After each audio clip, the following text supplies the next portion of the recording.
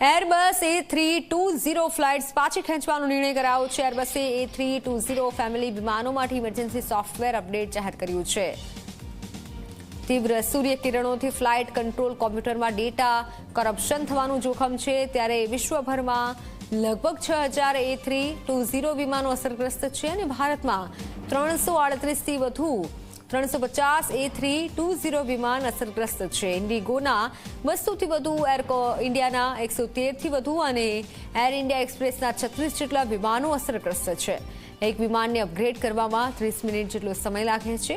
ભારતમાં 60%થી વધુ વિમાનોનું અપડેટ પૂર્ણ થયું છે. તો DGCA તમામ એરલાઇન્સને કડક મોનિટરિંગ હેઠળ રાખી છે. અપડેટ પછી વિમાનો સુરક્ષિત થશે, ભવિષ્યમાં દુર્ઘટના નહીં થાય તેવો દાવો કરાયો છે. મોટાભાગની ફ્લાઇટ્સ 1 અને 2 ડિસેમ્બરથી સામાન્ય થવાની શક્યતા છે.